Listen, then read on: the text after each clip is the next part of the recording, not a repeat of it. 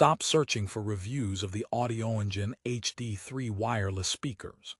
You're in exactly the right place, because I'm going to show you the real problems with these famous desktop speakers that no one else is talking about. They're praised everywhere, but here's what surprised me after using them for months. They have critical flaws that could ruin your experience. Therefore, if you're about to spend $359 on these, you need to watch this first. For the best price, click the link in the description. Let's start with the hype, which is massive. Audioengine sells this story of room-filling, 60-watt CD quality bliss, custom-tuned by musicians. aptX HD Bluetooth. It sounds like the perfect all-in-one audio solution, right? But the moment you unbox them, you get a hint of the first contradiction. They are stunning, with that real wood finish. They feel premium. You plug them in and the initial sound is good. Therefore, you think you've made a great choice. Here's the twist, though. The first major problem isn't about sound quality at all. It's about basic functionality. Let's talk about the remote. It's this tiny, sleek aluminum puck. Feels expensive. Looks beautiful on your desk. It's also possibly the most frustrating remote I've ever used. Why? It has no markings. None. It's a minimalist's dream and a user's nightmare.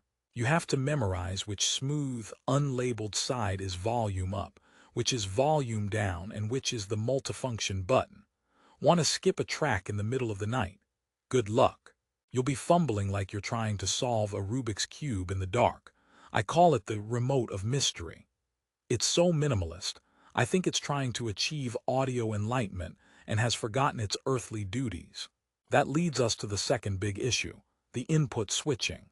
It has multiple connections, Bluetooth, USB, AUX, RCA, fantastic, but switching between them is not intuitive. There's a button on the back of the main speaker. You have to get up and press it to cycle through. The remote can't do it. Therefore, if you're comfortably listening from your phone via Bluetooth and want to switch to your computer's USB audio, you have to walk over and press a button. In 2023, for a $359 set of premium speakers, that feels archaic. It's like having a smart car where you have to get out and manually change the tire to switch from gas to electric mode. Now let's dive into the promised room-filling audio and that signature Audioengine sound. With 60 watts total power, they get loud enough for a desk or a small room. But here's the contrarian snapback.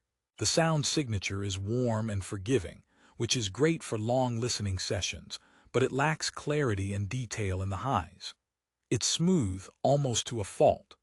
Therefore, if you're a critical listener or love genres with a lot of sparkle and air, like classical, acoustic, or well-mastered pop, you might find them a bit veiled, a bit polite. They won't offend anyone, but they also won't amaze you with insight.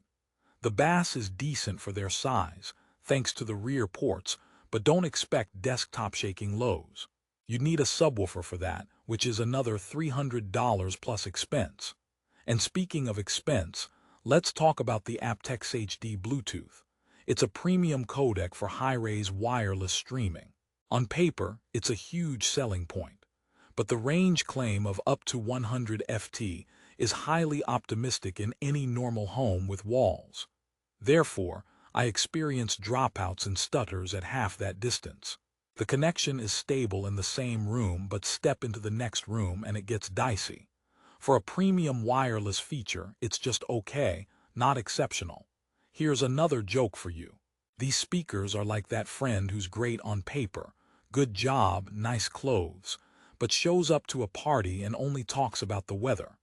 They're pleasant, but you expected a more engaging conversation. Let's get into the USB audio input. This is a fantastic feature for connecting directly to a computer for a pure digital signal path. It bypasses your computer's cheap sound card. But there's a massive catch that's buried in the fine print. The USB input only works with Windows and Mac OS. It does not work with most game consoles, TVs, or streaming devices. Therefore, if you were dreaming of hooking these up to your PlayStation 5 or your Samsung TV via USB for clean audio, forget it. You're forced to use the analog AUX or RCA inputs, which means you're then dependent on the digital-to-analog converter in your other device, which defeats a major purpose of a premium active speaker. This was a huge disappointment for me. It's a promise of versatility that has a big silent asterisk next to it. Now, build quality. They are solid. The wood cabinets are lovely. The magnetic speaker grills are a nice touch. But look at the back panel. The connections are simple, but the overall layout feels a bit dated. The knobs for bass and treble are small and cheap feeling compared to the rest of the unit. Therefore, you get this mixed message of luxury and cost cutting. It's like buying a suit with a designer label, but the buttons are plastic. You notice it. Let's address the elephant in the room, the price. At $359, these are not impulse buys. They compete in a crowded space, but are they worth it? Therefore, we need to weigh the problems against the pleasures. The pleasures: easy setup, good looks, generally pleasant and non-fatiguing sound, multiple connection options. The problems: frustrating remote, inconvenient input switching, limited high-end detail, overhyped Bluetooth range, and the USB input's compatibility lockdown. Here's the third joke. Using the HD3's remote is like being in a spy movie where you have to guess which button disarms the bomb. Except the bomb is your desire to change the song, and you're about to blow a fuse. So who are these speakers actually for? They're perfect for someone who prioritizes aesthetics and a smooth, warm sound over absolute detail and cutting-edge convenience.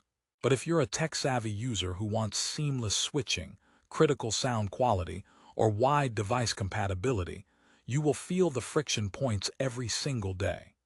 Therefore, the HD3s live in a weird middle ground. They're not the best sounding in their price range, nor are they the most feature-packed. What's the resolution then? Should you buy them? If you've watched this far, you know the problems are real but not necessarily deal-breakers for everyone. But I can't recommend them without major caveats. Therefore, my final verdict is this. The Audioengine HD3 are good, sometimes very good, speakers that are marred by puzzling design choices and overambitious claims. They are the audio equivalent of a gourmet burger that forgot the special sauce. It's still a good burger, but you leave a little disappointed. For the price, I believe you can find options that offer better clarity, more intuitive control, or both. You're paying a premium for the Audioengine brand name and the wood finish. Before you make a decision, click the link in the description below. That link will take you to the best current price on Amazon, where you can check the latest reviews, including the critical ones that echo what I've said. See for yourself if the trade-offs are worth it for you. And here's the final joke. Reviewing the Audioengine HD3 is like reviewing a famous landmark. Everyone says you have to see it, but once you're there, you're mostly just trying to figure out where to park and why the gift shop is so expensive. Thanks for watching. If this honest look saved you from a costly mistake or helped you confirm your choice, let me know in the comments. Don't forget to like and subscribe for more unsponsored, no BS reviews. And for the absolute best price on the Audioengine HD3 right now, click the link in the description.